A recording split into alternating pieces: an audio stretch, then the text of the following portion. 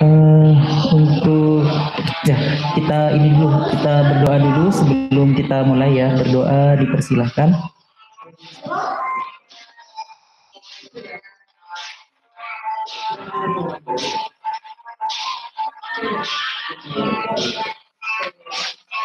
Baik, selesai. Pertama saya lupa kalau eh, pilihan dua ini 3 SKS. Saya kira cuma 2 SKS.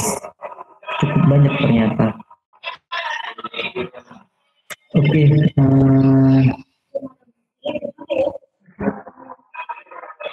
kita nyantai aja ya ininya, nggak terlalu ngebut untuk kuliahnya. Nanti Balkro juga mungkin kayak gitu. Kita coba untuk lebih nyantai aja untuk kuliahnya. Ini keluarannya untuk pilihan keahlian dua ini lebih ke pradesain pabrik ya. Jadi yang diharapkan itu adalah nanti sebagai salah satu gambaran desain pabrik, bukan lebih kepada penelitian.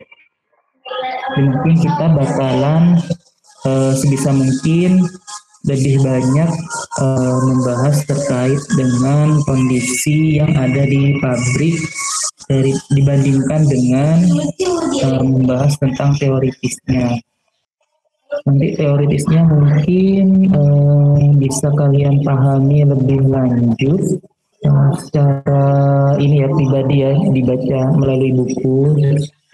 Tapi memang kalau di pabrik, kalau kita tahu teoritisnya, maksudnya fundamentalnya, itu mungkin bakalan lebih mempercepat ini ya pengetahuan kita. Terus kalau misalkan ada masalah, kita langsung kayak nangkep, oh ini masalahnya karena A atau karena B, kita langsung tahu. Kalian bisa lihat di beberapa desain pabrik terkait dengan pulp dan kertas, jadi kertas di resipotori atau di perpus-perpusnya kampus lain. Terus nanti mungkin kita perlu mempercepat ya terkait dengan materi yang dari industri. Ada yang mohon maaf saya keluar lagi, gangguan sinyal. Ini salah satu contohnya. Saya copy di chat ya. Salah satu contoh desain pabrik ya. Tapi saya ingin memberi komentar. Ini penggunaan sekam padi sebagai bahan baku ya. Terus kapasitasnya 200.000 ton per tahun. Ya memang padi atau sekam atau limbah agriculture itu bisa digunakan untuk pulp, dia masuk kategori wood. Terus proses organosolv ini untuk melarutkan lignin atau proses pulping yang pakai pelarut ya secara kimia, tapi dia melarutkan ligninnya. Ini memang nggak ada sulfurnya, jadi dianggap lebih ramah lingkungan. Dan tapi ada kekurangannya, yaitu dia kurang tinggi untuk degradasi ligninnya dibandingkan dengan proses craft. Untuk sekam padinya sendiri, padi itu mengandung banyak silika sehingga pulp yang dihasilkan itu lebih brittle. Oke, kita coba mulai sesuai dengan ekspektasi ya. Jadi pada pertemuan kali ini kita akan membahas tentang pulping secara kimia. Pulping secara kimia itu lebih banyak di toko karena memberikan selulos yang cukup tinggi, tetapi nilai kappa number atau nilai lignin, jadi lignin konten lignin itu dinyatakan dalam bentuk diukur dan dinyatakan dalam bentuk kappa number. Kappa number itu diukur dengan menggunakan kalium potasium kalium ya, kalium permanganat, hampir sama seperti kayak BOD atau COD seperti itu. Dia kan diukurnya menggunakan oksidasi ya. Nah, jadi proses dari pulping sendiri itu dari kayu yang sudah ditebang dari hutan industri tentunya, itu di apa ya, ranting-ranting dan ininya eh, dahan, ranting, terus apa namanya, cabang itu dipotong semua jadi kayu gelondongan ya yang disebut dengan log. Log ini kemudian mengalami yang namanya debarking atau penghilangan kulitnya. Kenapa kulit perlu dihilangkan? Karena kulit itu mengandung lignin yang lebih tinggi dibandingkan dengan selulosanya. Jadi ligninnya tinggi sehingga kalau misalkan kulit ini juga di pulping nanti akan menghabiskan banyak bahan kimia ya, dan kapan numbernya mungkin bakalan lebih lebih tinggi. Terus setelah di barking ini juga sebelumnya kayu juga mengalami pencucian ya supaya bersih, supaya nggak ada lumpur. Di barking, terus diciping. Diciping itu maksudnya dipotong-potong menjadi chip, menjadi kecil-kecil. Bentuknya itu tipis-tipis kayak apa ya? Kayak tempe yang mau digoreng itu kan dipotong-potong, nah hampir seperti itu, tetapi dia mungkin tergantung dari alatnya juga ya bentuknya.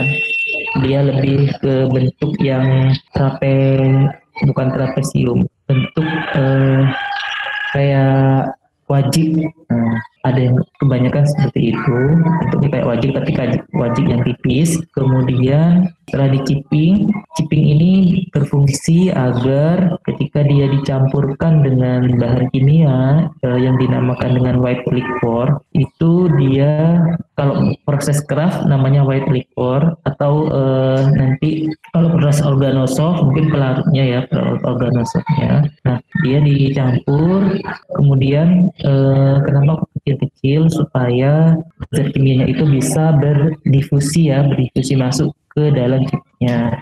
Nah, pembentukan chip ini sangat penting karena nanti kalau misalkan salah chipping, nah dia nggak melarut, terus proses pemasakannya itu tidak merata. Gitu. Terus di chipping baru dimasukin ke reaktor ya, namanya digester, terus pakai suhu tertentu, dia semacam direbus, dipanaskan. Nah, ini nanti akan dihasilkan yang namanya pulp. Pulp itu yaitu fiber hasil dari degenerasi ligninnya. Kalau kita lihat pada pertemuan sebelumnya di gambar sel ya, sel kayu, itu kan ada S1, S2, dan S3, terus di luarnya itu ada primary wall. Nah, itu maksudnya nanti bagian-bagian itu yang di primary wall itu bakalan terdissolve ya ligninnya, sehingga nanti akan terbentuk satu fiber-fiber sendiri. Oke, kemudian pulp mengalami pencucian. Jadi dia ditiriskan,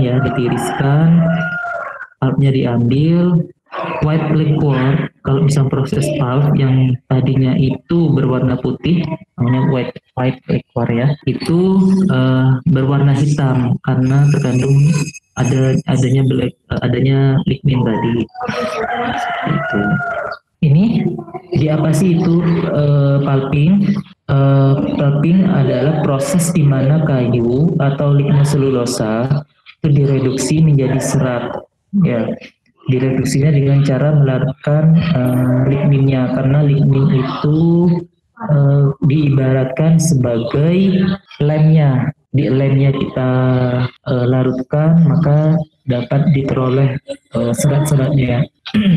Kalau batu bata itu dia yang pasir sama semennya itu dilarutkan hingga diperoleh batu batanya. Nah, proses defibrilasi ini itu bisa dilakukan secara mekanis, kimia, atau kombinasi keduanya. Kalau kombinasi keduanya bisa disebut dengan semi mechanical ya, semi chemical bisa. Jadi mekanisme mechanical, kimia itu chemical. Proses dari pulping itu juga mempengaruhi tensile atau physical strength, kekuatan fisik dari suatu kertas. Nah ini ada tensile sama tear. Tear itu kan kalau kertas bisa disobek ya. Nah ini namanya tear. Kalau misalkan nyobeknya itu agak keras, agak susah, kuat, berarti tear indeksnya itu cukup tinggi dibandingkan dengan yang lebih muda. Nah, bedanya dengan tensile, tensile itu ditarik ya, ditarik antar ujung satu dengan ujung yang lain. Tarik, nah itu namanya tear. Mungkin ada kertas yang ketika ditarik itu susah, tetapi ketika disobek itu mudah. Nah, bisa jadi seperti itu. Ada juga yang misalkan ditariknya mudah, tapi disobeknya itu lebih susah misalkan. Tapi biasanya kalau misalkan tensilnya tinggi, tirnya juga biasanya tinggi juga. Nah ini ada beberapa proses kalau kita lihat antara asid sulfit, jadi proses asam, terus ada bisulfit, sama ada proses Kraft. Kita lihat kalau ternyata proses Kraft itu menghasilkan physical strength yang superior ya, yang cukup tinggi. Dia tensilenya juga tinggi, tirnya juga tinggi. Dan dengan proses asam. Tir dan tensile ini penting ya. Yang kita inginkan itu bukan hanya nilai tensile dan tir yang tinggi, tetapi tergantung dari spesifikasi produk yang ingin kita pakai. Misalkan kalau tisu yang untuk wajah, tirnya dan tensilenya itu sama-sama tinggi ya, supaya nanti kalau misalkan basah, ini ada dua juga, physical strength-nya ada dalam kondisi kering dan ada dalam kondisi basah. Misal untuk facial itu kita ingin supaya dalam kondisi basah dia itu tetap tinggi physical strength-nya. Kenapa? Nah, bayangkan kalau misalkan emak-emak ya atau ibu-ibu, dia itu lagi apa sih dandan, terus keringetan, terus dia pakai tisu, terus ternyata tensile atau tear indexnya dia rendah. Nah, kan bakalan nempel-nempel tuh tisu ke mukanya. Pun kalau misalkan tisu toilet, nah tisu toilet, kalau kita cebok nggak pakai tisu ya, tapi kalau misalkan kayak di luar negeri itu kan cebok nggak pakai air ya, pakainya tisu ya. Jangan dibayangkan ya. Nah itu toiletnya toilet kering, jadi nggak ada air cuma buat nyiram aja. Nah ini tear sama tensile ini juga penting untuk tisu toilet. Kenapa? Karena kalau misalkan tear sama tensilenya ini tinggi dalam kondisi basah bisa mampet kan si toiletnya kan. Jadi apa namanya, tisu yang kita pakai usap-usap itu kan itu dibuang ke toiletnya ya, bukan dibuang ke tempat sampahnya ya, nanti bau semua nanti. Nah ada bekasnya. Nah itu dibuang ke, tapi ada teman saya itu dari di suatu negara itu dia katanya nggak dibuang ke toiletnya, tapi dibuang di tempat sampahnya. Jadinya bau ya, bau sekali. Dan tisu toilet, jadinya kalau misalkan tear sama tensilenya itu dibuang ke toiletnya, ke WC-nya itu nanti kena basah dia bakalan hancur, sehingga bisa diflus pakai air. Nah, itu jadi tergantung dari produk yang kita inginkan, tear dan tensilenya. Chemical pulping ini pada tahun 2000 ya, 20 tahun lalu itu sekitar menguasai sekitar 77% itu chemical pulping pada tahun 2000 dari seluruh pulp ya, di seluruh dunia itu 77% itu chemical pulping, jadi sangat mendominasi. Nah, di pulping secara kimia sendiri itu Di secara kimia sendiri, jadi seperti yang saya jelaskan tadi, lignin itu didegradasi dan dilarutkan ya pada suhu 130 sampai 170 derajat. Nah, jadi pada range suhu ini, kalau misalkan semakin tinggi, takutnya nanti eh, reaksinya semakin agresif, terus kan kecepatan reaksi ya, kecepatan semakin cepat, terus dia bisa mendegradasi si apa namanya karbohidrat yang lain, selulos yang lain, karbohidrat yang lain maksudnya, selulos dan hemiselulos, takutnya terdegradasi suhunya terlalu tinggi. Setelah lignin itu sekitar 90%-nya terdegradasi, maka chip bisa dipisahkan ya tanpa bantuan mekanis, jadi tanpa diobok-obok, tanpa diobok-obok, chip itu sudah bisa dipisahkan karena tadi lemnya itu udah hancur, jadi tinggal seratnya. Nah, masalahnya selulosa itu juga ikut terdegradasi sehingga iotnya itu sekitar 45 sampai 55%. Jadi setengah ya, setengah iotnya. Nah, untuk pulping kimia itu bisa terbagi jadi sulfit ya, asam, sulfat atau keras dan soda. Tapi yang kita bahas di sini itu adalah untuk yang keras karena lebih banyak dipakai dibandingkan dengan yang sulfit sama soda. Ini adalah yield untuk sulfit ya, asam dan keras pulping. Kita bisa lihat ya, ini ada kandungan karbohidratnya itu sekitar 70% untuk wood. Kalau keras dia tinggal 47%. Dari total keseluruhan itu dia tinggal 47%. Jadi bisa dianggap tadi ya hampir setengahnya terdegradasi. Kalau sulfit dia masih ada 50%. Nah, ini itu ini softwood, ini hardwood ya, biasanya seperti itu. Nah, ini itu karena kalau kita lihat, kalau keras ini dia bagian bulu kuronosilan yang lebih banyak ya, yang dia tidak terdegradasi. Kalau selulosnya dia lebih banyak terdegradasi ya dibandingkan dengan yang asam. Tapi hemiselulosnya kayak galactoglucomanan, terus glucomanan, terus arabin glucosilan ini beda-beda. Kalau yang manan ini keras dia lebih sedikit. Kalau yang yang silan ya, ada silannya ini dia lebih banyak untuk keras. Gitu. Jadi pada proses craft silan itu lebih bertahan ya dibandingkan dengan manan. Ini di pertemuan sebelumnya kita bahas silan ya. Silan itu apa silan? Ada yang bisa ini komen di pertemuan sebelumnya. Saya agak lupa juga nih. Kelihatan ya gambar ya. Nah ini manus itu yang 6, silan itu yang 5. Jadi yang 5 itu lebih bertahan untuk keras ya dibandingkan dengan yang 6. Ya, kita coba lihat ya, ini manan sama selulus, dia untuk proses keras dia lebih banyak terdegradasi dibandingkan dengan yang silan. Silan dia cukup tinggi untuk yang proses keras. Tapi kita lihat konsentrasi ligninnya dia udah cukup rendah 1,7. Nah, kalau yang keras lebih kecil ya 1,6. Termasuk juga ekstraktif. Nah, ini yieldnya 53%, keras 49%. Nah, banyak yang hilang di lignin sama di apa nih kalau keras, lignin, terus selulos juga ada sekitar 3% ya, 3.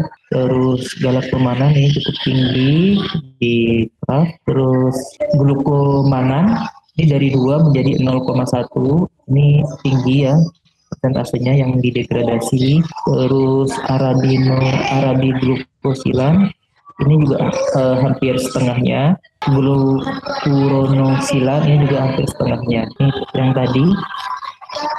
Nah, di craft pulping itu 89% dari proses pulping kimia secara keseluruhan dan 62% dari semua proses virgin pulp ya. Jadi dia lebih dari setengahnya untuk virgin pulp dan 89% untuk pulping kimia. Sebagai perbandingan, itu hanya 5,3% dari proses sulfit. Proses sulfit itu 5,3%, sedangkan proses keras itu 89%. Nah, bisa dibayangkan ya berapa banyak ya pabrik atau perusahaan yang menggunakan proses keras. Proses keras sendiri itu mencampurkan antara chip dengan satu bahan kimia namanya white liquor. Untuk yang keras itu white liquor itu zat aktifnya itu adalah ion hydrosulfid atau di tionate ya. Rumus kimianya S2O7 kalau nggak salah ya, dan ion hydroxide OH ya, basa ya. Nah, dalam larutan sodium hydroxide dan sodium sulfit. Jadi sodium sulfit dicampur dengan NaOH itu menghasilkan yang namanya white liquor. Nah, proses delignifikasi itu bisa dibilang ada 3 proses. Yang pertama itu proses awal inisial yang bulk dan residual.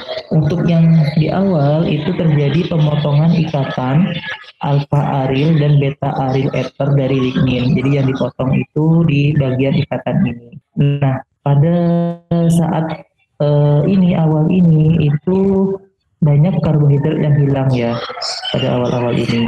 Terus ikatan alfa aril dan beta aril ini itu sekitar 15-25% dari seluruh ikatan. Nah, tahap kedua itu beta aril ya yang banyak dipecah. Beta aril banyak dipecah, tetapi karbohidratnya sedikit ya, sedikit yang hilang. Karbohidrat ini bisa berupa hemiselulos ya. Mungkin karena karbohidrat yang banyak hilang itu udah banyak ya, udah berkurang banyak di inisial itu. Nah, kemudian tahap residual. Nah, ini cuma 10-15% ini yang dihilangkan ya dari keseluruhan, dan karbohidrat udah mulai banyak ikut pecah.